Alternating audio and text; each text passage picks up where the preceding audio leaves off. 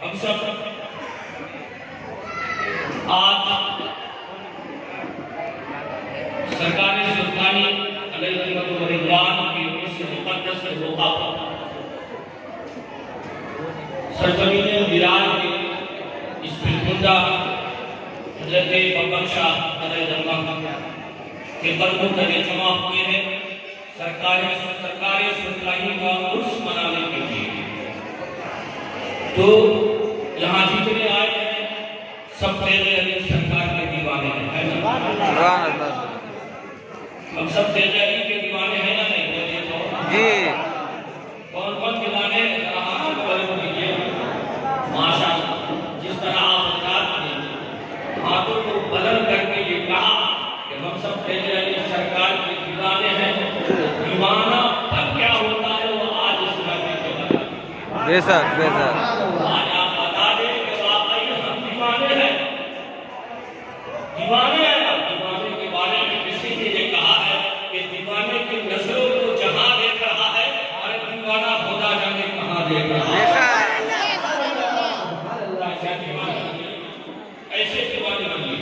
آئیے خطبے کے بعد میں نے اس آیت کریمہ کی تلاوت کرنے کا شرف حاصل کیا، قبل اسی کی تلاوت کرنا ہے پھر دوشی جان اس کو مطابق کو بیان کروں بہتر نہیں بلکہ علی سے ضروری سمجھتا ہوں کہ ہم تمام حضرات اپنے آقا و مولا محمد خدا میں آرام فرمانے والے آقا لمبے لمبے ہاتھوں سے پھینک دینے والے آقا، بے قصوں کا قسم بسوں کا بس بے سہاروں کا سہارا، بے آسراؤں کا آسرا، یتیموں کا ماوا منجا محسن انسانیت معلم الاخلاق جناب محمد رسول اللہ صلی اللہ علیہ وسلم کے بارگاہ پیش پناہ میں درود و سلام کی داری نچھاور کریں پڑھیے بابا سے بلند آواز سے اللہم صلی اللہ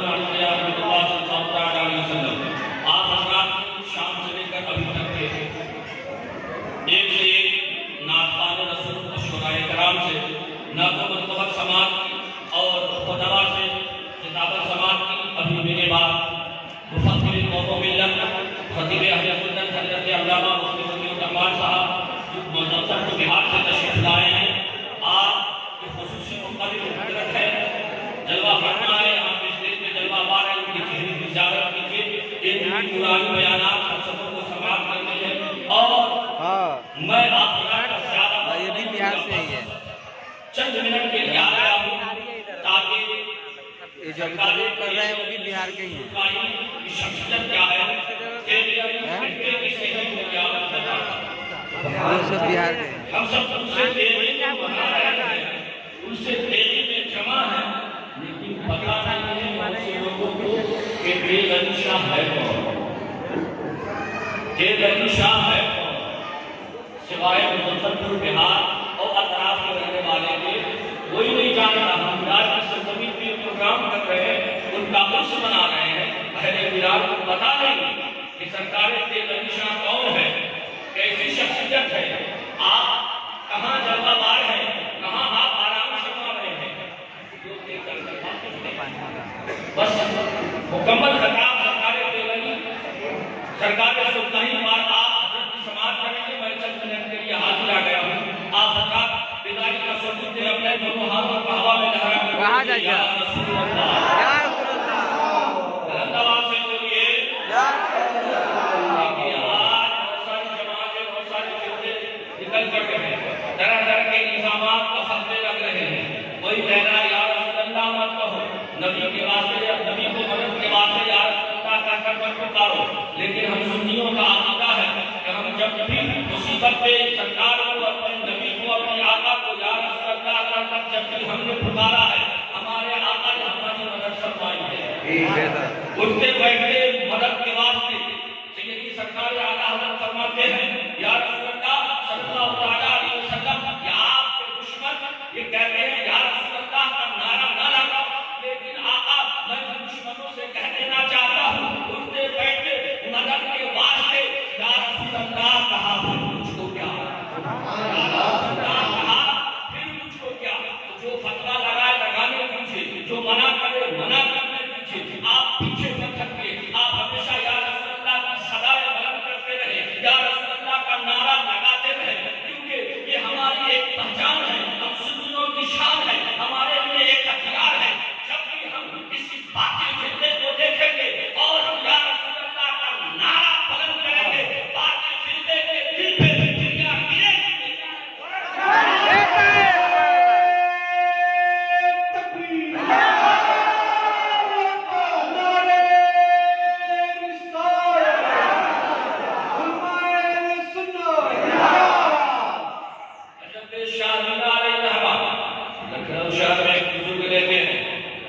نازل کی ہے، کیونکہ تعلیم وہی سے مکمل ہے۔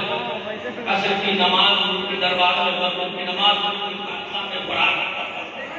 حضرت شاملہ علیہ السلام لکھنؤ شہر میں آپ کا مزار پاک ہے، ایک نیچے ٹھاٹ وہاں پہ ہے۔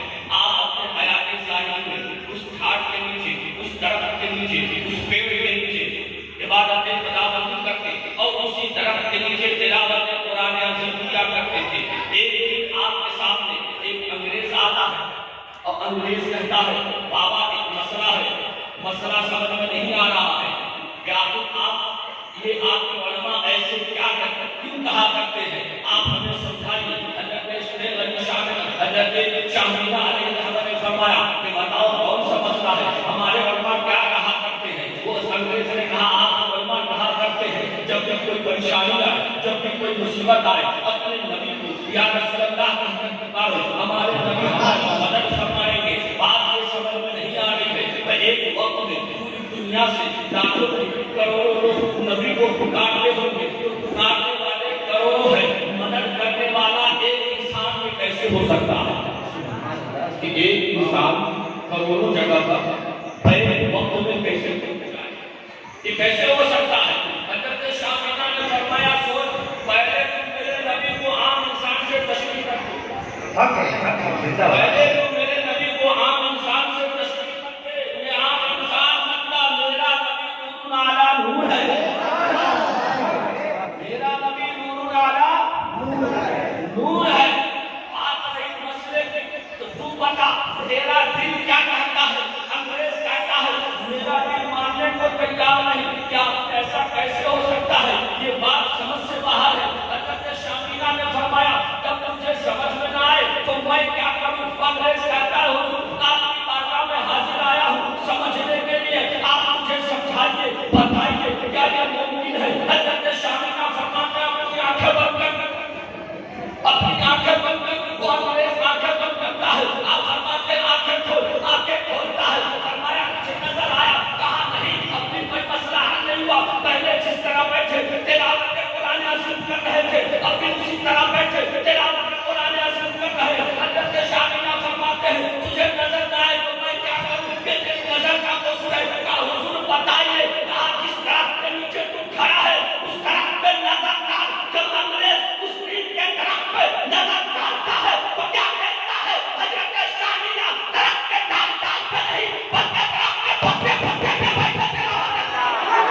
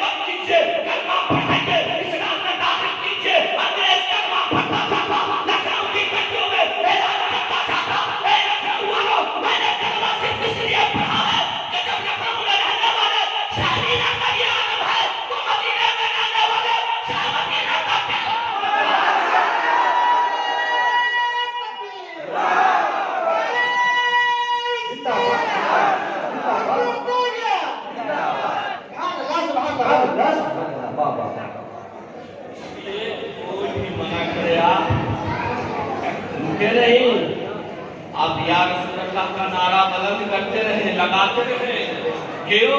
کیونکہ یا رسول اللہ کے نعرہ سے جس کو پیار ہے، یا رسول اللہ کے نعرہ سے جس کو جس نے وہ نعرہ لگایا اس کا میرا ایک مرتبہ بول دیجئے، ایک مرتبہ اپنے ماں باپ کے نام پہ بول دیجئے، ایک مرتبہ اپنے من سے بول دیجئے۔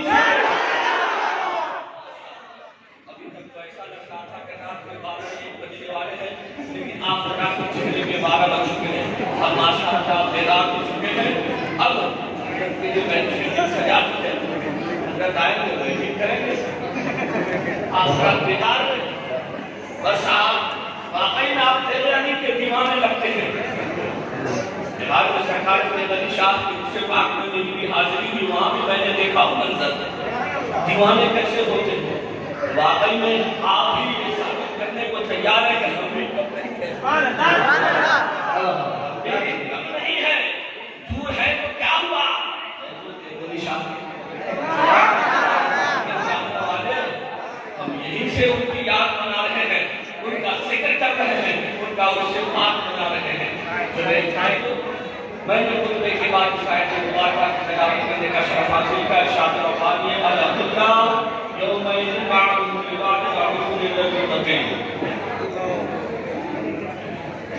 شاید کلمہ میں رب تبارک و تعالیٰ فرماتا ہے کہ قیامت کے دن تمہارے جتنے دوست ہیں، جتنے تمہارے قریبی ہیں، جن سے تم نے دوستی کی ہے دنیا میں، سب تمہارے اپنے قریبی دوست یار سب تمہارے دشمن ہو جائیں گے سوائے ان متقیوں کے۔ حضرات آج ایک بات مخالفوں کو سمجھ میں نہیں آتی، وہ کہتے ہیں کہ پتہ نہیں ان سنیوں کو کیا ہو گیا ہے، یہ سنی پاگل تو نہیں ہو گئے ہیں، سنیوں کے بارے میں کہ یہ سنی پاگل تو نہیں ہو گئے ہیں کہ جب دیکھو کبھی جشن میلاد مناتے رہتے ہیں، کبھی جلوس میلاد نبی مناتے ہیں، کبھی غوث اعظم کی 11ویں مناتے ہیں، کبھی غریب نواز کی 6ٹھی مناتے ہیں، کبھی مخدوم جہاں سمنانی کا عرس مناتے ہیں، کبھی سیدی سرکار اعلیٰ حضرت کا عرس مناتے ہیں، کبھی مفتی اعظم کا عرس مناتے ہیں، کبھی سرکار کلا کا عرس مناتے ہیں، کبھی دیر علی شاہ اور ان اعراض و محافل میں یہ لاکھوں روپے خرچ کرتے ہیں، فائدہ کیا؟ یہ سنی اولیاء کرام سے اس طرح وابستہ ہو چکے ہیں، لگ چکے ہیں، ان سے اپنا کانٹیکٹ اور تعلق اس طرح قائم کر چکے ہیں کہ انہیں لگتا ہے سب کچھ یہی ہے، حالانکہ جنت دینی ہے اللہ، جنت میں اللہ دے دے گا، جنت اللہ ہی دے گا، تو پھر یہ اولیاء بھیا چاہ والے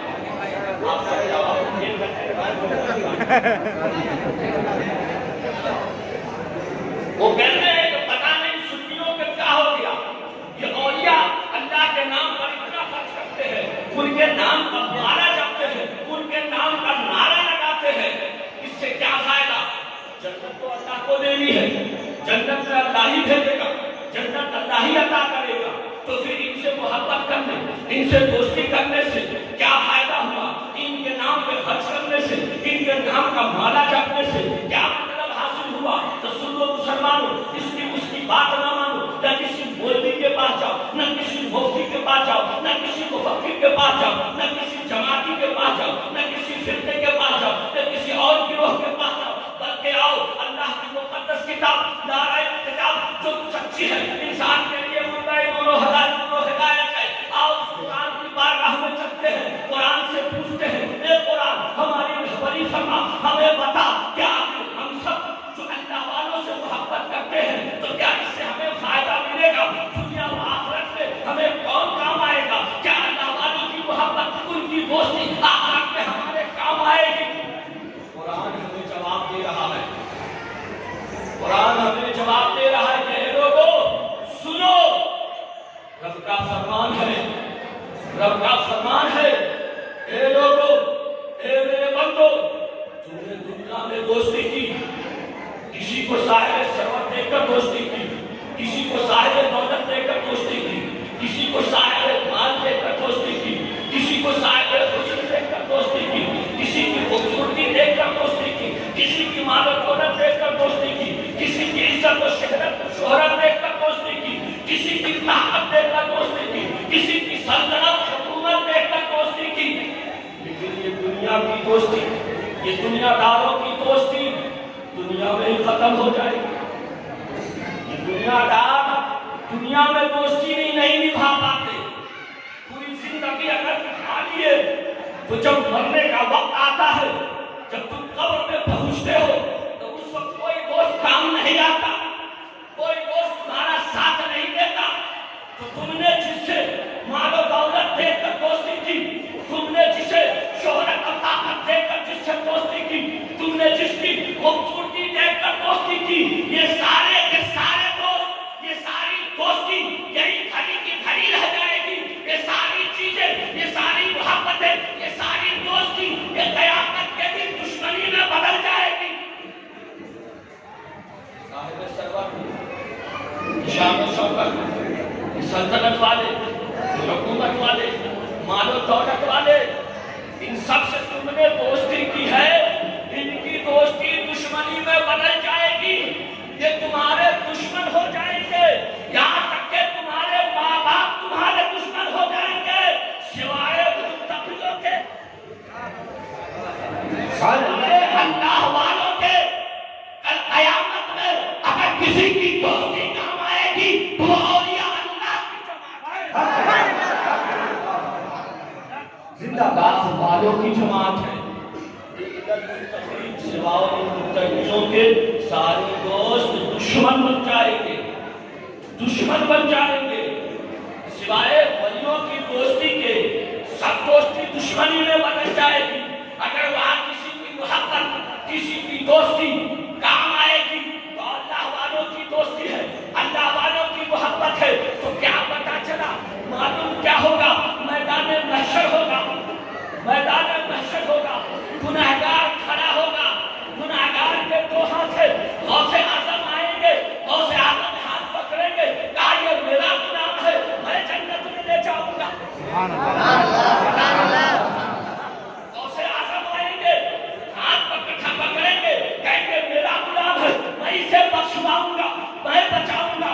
غریب نواز آئیں گے، ہاتھ پکڑیں گے، وہ کہیں گے میں اسے جنت میں لے جاؤں گا. مخدوم ماہی آئیں گے، ہاتھ پکڑیں گے، وہ کہیں گے میں اسے جنت میں لے جاؤں گا. اور داتا تیر علی شاہ کا اس منانے والوں سرکار تیر علی شاہ آئیں گے، ہاتھ تھامیں گے، کہیں گے یہ میرا دیوانہ ہے، وہ اسے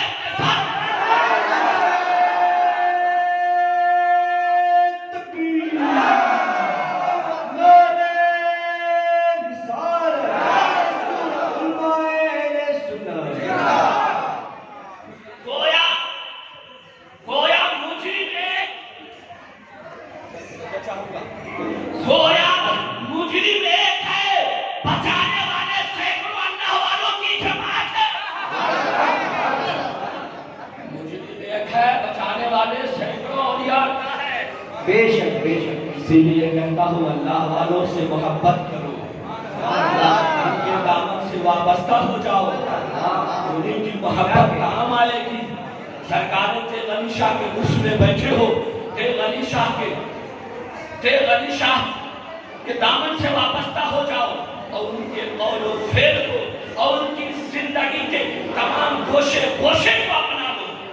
اور انہوں نے جو کہا ہے، جس انداز میں اپنی زندگی گزاری ہے، اس انداز میں اپنی زندگی شاہ کے سچے دیوانے ہو جاؤ گے. یہ تو قرآن کہہ رہا ہے، قرآن کہہ رہا ہے کہ اللہ والوں کی دوستی کام آئے گی، وہ تمہیں جنت میں لے جائیں گے. اب حدیث پاک ایک سماعت کر لیجئے. سرکار دو عالم صلی اللہ علیہ وسلم کا فرمان بخاری شریف کی حدیث ہے. سرکار نے فرمایا قیامت کے دن میری امت کی ایک جماعت ہوگی، امت کا ایک گروہ ہوگا جن کا چہرہ نور کی طرح روشن ہوگا، جن کا چہرہ چمکتا ہوگا. سرکار نے فرمایا اللہ تبارک و تعالیٰ ان چہرے والوں کو، ان نورانی چہرے والوں کو حکم دے گا، اے میرے محبوب بندو، جاؤ تم سب جنت میں چلے جاؤ. ان اللہ والوں کو یہ نورانی چہرہ والا قوم ہوگا، اللہ والوں کی جماعت ہوگی، اللہ ہوگے. رب فرمائے گا اے میرے بندو جاؤ جنت میں چلے جاؤ. واللہ والے خاموش، سر جھکائے بادل کھڑے، نہ جنت میں جائیں گے نہ کچھ بولیں گے. رب فرمائے گا میرے بندے جاؤ جنت میں، پھر خاموش. پھر فرمائے گا جاؤ جنت میں، پھر خاموش. رب فرمائے گا آخر تم جنت میں جاتے کیوں نہیں؟ وہ اللہ والے کہیں گے مولا میں جنت میں جاؤں گا، جنت تو تیرے کرم سے میرا مقدر بن چکا ہے. تیرے کرم سے جنت تو میرا مقدر بن چکا ہے، جنت اپنی ہے، میں جنت میں جاؤں گا، لیکن مولا یہ تو بتا دنیا میں جس نے میرے نام کے جلسے کیے ہیں، دنیا میں جس نے مجھ سے محبت کی ہے، دنیا میں جس نے مجھ سے پیار کیا ہے، جس دنیا میں جس نے میرے نام کے نعرے لگائے ہیں، دنیا میں جس نے میرے نام کا مارا جپا ہے، دنیا میں جس نے میرے نام پہ لنگرے لٹائے ہیں، بتاؤ اس کا کیا؟ اسے ایسے ہی چھوڑ دوں؟ رب فرمائے گا اے میرے بندو آج کے دن اس بندے کا اعمال نہیں بلکہ تیرے اعمال کے صدقے میں اس کی بخشش کرتا ہوں، اسے بھی جنت میں ساتھ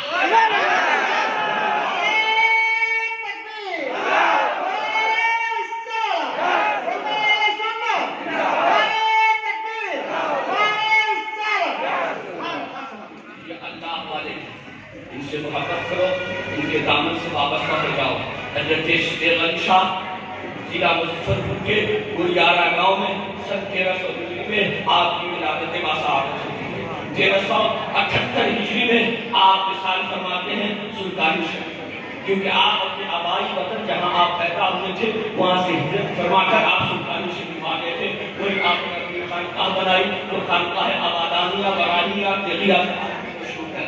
آج حضور سرکار تیغ علی شاہ کا ان سے پاک و منزلوں سے مقدس ہے، آج وہاں لاکھوں کا مجمع ہے۔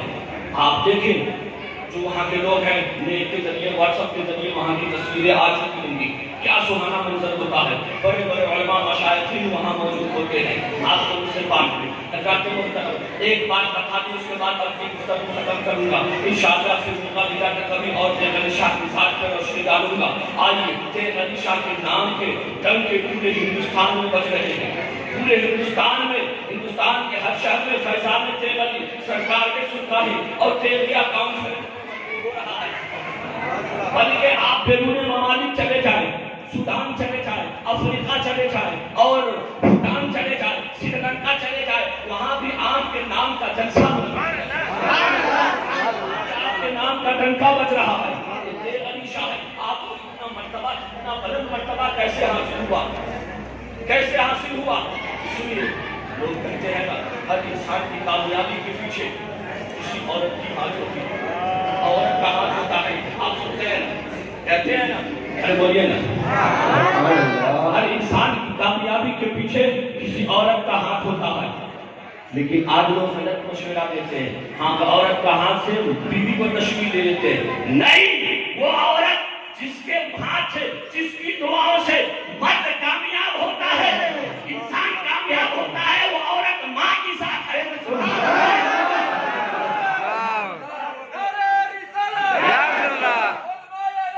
زندہ باد، زندہ باد، اللہ ماں کی ساتھ ہے۔ آپ سماج کیجئے، میں ہاتھ جوڑ کر حضرت علامہ مفتی ولی الرحمن صاحب کی بارگاہ میں حاضر ہوتا ہوں اور دستبستہ عرض کرتا ہوں، حضور آپ بتائیں، آپ صاحب اولاد ہیں، آپ کے گھر میں بچے ہیں، آپ کے گھر میں جب بچے پیدا ہوئے، کچھ بڑے ہوئے، 6 مہینے، سال بھر کے جب بچے ہوئے، تو آپ بتائیں آپ کے بچے کیسے رات کو سوتے ہیں، ان کے سونے کا انداز کیا ہوتا ہے، وہ سوتے کیسے ہیں، سونے کا انداز کیا ہوتا ہے؟ حضرت بتائیں گے میرا بیٹا جب سوتا ہے میرے ساتھ میں، جب میرے ہاتھوں کو پکڑ کر سوتا ہے، میرے سینے سے چپٹ کر سوتا ہے، میری گردن میں ہاتھوں کا ہاتھیں اپنا ہاتھ ڈال کر کے سوتا ہے، میری باہوں میں باہیں ڈال کر کے سوتا ہے، پھر میں عرض کروں گا حضور آپ بتائیں آپ کا بچہ جب اپنی ماں کے ساتھ سوتا ہے تو کیسے سوتا ہے؟ حضرت رہنمائی کریں گے، بتائیں گے میرا بیٹا جب 2 سال کا ہوتا ہے، 1 سال کا ہوتا ہے، اپنی ماں کے ساتھ سوتا ہے تو اس طرح سوتا ہے جیسے ماں کے گود میں سو رہا ہو، ماں کے سینے سے چمٹ کر سوتا ہے۔ لیکن قربان جاؤ مسلمانوں، حضرت تیغ علی شاہ کی ذات پر سرکار تیغ علی شاہ کون ہے؟ آپ سماعت کرو، شرخارگی کا عالم ہے، بچپنے کا عالم ہے، دنیا کا بچہ اپنے ماں باپ کے ساتھ سوتا ہے تو سینے سے چمٹ کر سوتا ہے، باہوں میں باہیں ڈال کر سوتا ہے، گردن میں ہاتھ ڈال کر سوتا ہے، لیکن سرکار تیغ علی شاہ کی والدہ فرماتی ہے میرا بیٹا جب تیغ علی قادری جب میرے ساتھ بات سوتا تھا، جیسی میری آنکھ لگتی تھی کھسک کر کے میرے قدموں میں جاتا، اپنے ہونٹوں سے میرے ہونٹوں کو چھوڑا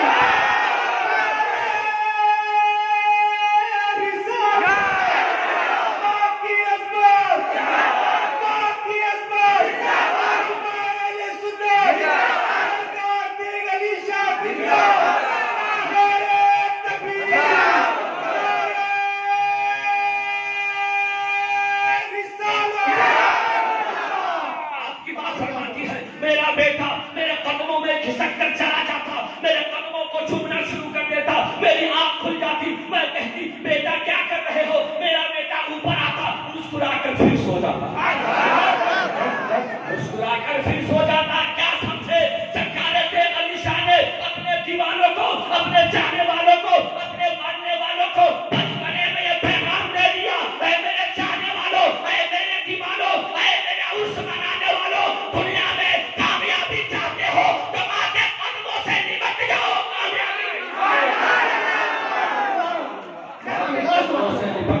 कामयाबी मिल जाएगी। हजरत बायजीद बुस्तामी अलैहिर्रहमा, बस ये बात बता दूं, हजरत बायजीद बुस्तामी अलैहिर्रहमा अपनी वालिदा से फरमाते हैं, कहते हैं कि माँ मैं तेरा भी हक और रब का भी अदा नहीं कर सकता, तू अपना हक माफ कर दे ताकि रब की इबादत खुलकर करूं। माफ कर दिया। अब मकाम हुजूरी चाहिए हजरत बायजीद बुस्तामी को, मकाम हुजूरी चाहिए। मकाम हुजूरी के लिए जंगलों में चले गए, 40 साल गुजार दिया, जंगलों में 40 साल गुजार दिया, मकाम हुजूरी हासिल हो जाए। दिन रात इबादत में लगे हैं, कभी पानी पे इफ्तार कर रहे हैं तो पत्ते खाकर सहरी कर रहे हैं, कभी पत्तों पे इफ्तार कर रहे हैं तो पानी पीकर सहरी कर रहे हैं। हजरत बायजीद फरमाते हैं 40 साल पत्ते खा खा कर ऐसा हो गया कि मेरा गला हरा हो गया, हरा हो गया, सीना सब हरा हो गया, पत्ते खा खा कर। 40 साल गुजर गए, चलते चलते जंगल से बाहर निकला, जंगल चेंज कर रहा था, हर साल के बाद जंगल चेंज करते थे, बदलते थे ताकि कोई आदमी आकर मिल न ले और डिस्टर्ब इबादत से खत्म न हो जाए, इसलिए जंगल बदलते थे। एक बार जंगल बदल रहे थे तो उस गांव में पहुंच गए, उस गांव के तरफ दीवार को देखा, पहचान लिया, अरे ये तो मेरा शहर है, चलो जब शहर में आ गया हूँ शहर में आ गया हूँ तो माँ से मिल लूं, अपने घर की तरफ चल पड़े। इनमें ख्याल आया बायजीद 40 साल के बाद आ रहा है, अपनी हालत देख, कपड़े फूट गए हैं, बाल बढ़ चुके हैं, चेहरा जर्द हो चुका है, गला हरा हो चुका है, तेरी माँ पहले ज़ईफ़ा थी अब कितनी बूढ़ी हो गई है, क्या तुझे पहचानेगी, क्या तेरी माँ पहचानेगी। रात गए देखा माँ खाकर सो गई होगी, दरवाजे पे दस्तक देना चाह नहीं किया, कहा थोड़ी देर रुक जाओ, माँ तहज्जुद गुजार है, तहज्जुद की नमाज पढ़ने के लिए उठेगी, बेदार होगी, उस वक्त दस्तक दूंगा। जब हजरत बायजीद बुस्तामी यही सोच रहे माँ पहचानेगी या नहीं पहचानेगी, माँ को क्या बोलूंगा कि मैं कौन हूँ, आखिर मेरी माँ नहीं पहचानी तो मैं क्या करूंगा। हजरत बायजीद की सोच में है कि अंदर से बर्तन खटखटाने की, बर्तन के गिरने की, पानी चलने की आवाज आई, समझ गए कि माँ उठ गई है, तहज्जुद के लिए वजू करने जा रही है। फौरन उठे, दरवाजे पे एक हाथ मारा, एक दस्तक दिया, अंदर से धीमी आवाज आई, माँ की आवाज आई, बेटा बायजीद तू आ गया। हजरत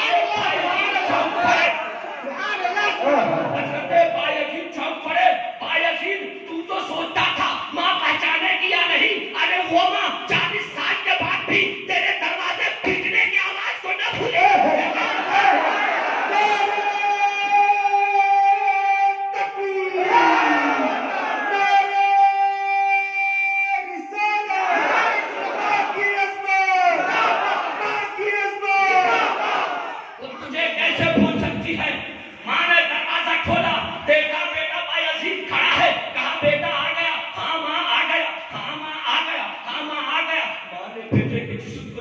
चेहरे को मला, जिस्म पे हाथ मला, बनाए कहा बेटा बायजीद ये क्या हुलिया बना रखा है, ये क्या हालत बना रखी है। कहा माँ बहुत हालत खराब हो गई, 40 साल गुजर गए, कभी पानी पीकर रोजा रखता था, कभी पानी पे इफ्तार करता था, कभी दरख्त के पत्ते खाकर रोजा रखता था, कभी दरख्त के पत्ते खाकर इफ्तार करता था।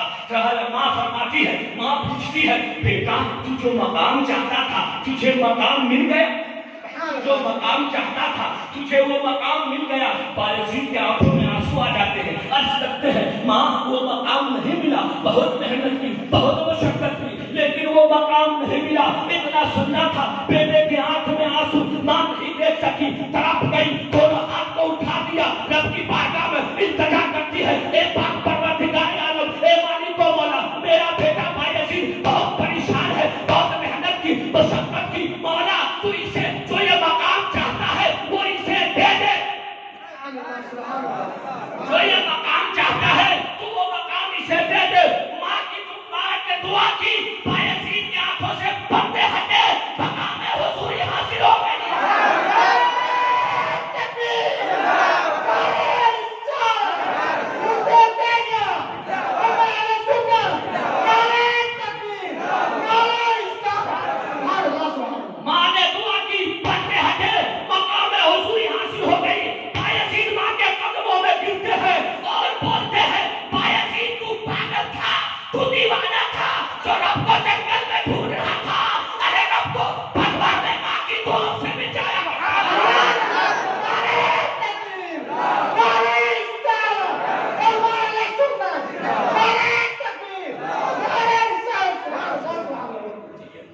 دعا ہے. ہر کامیاب انسان کے پیچھے ماں کی دعا ہے. آج اس ویرانی سرزمین پیر کنڈا درگاہ حضرت محمد شاہ دربار کے درگاہ سے یہ پیغام لے کر جاؤ. سرکار سلطانی کانفرنس سے آپ یہ پیغام لے کر جاؤ. دیو علی شاہ نے بچپنے میں ہمیں پیغام دے دیا, ہمیں ذہن دے دیا. کامیابی چاہتے ہو تو ماں کی خدمت کرو, ماں کا قدم چوم لو, دنیا تمہارا.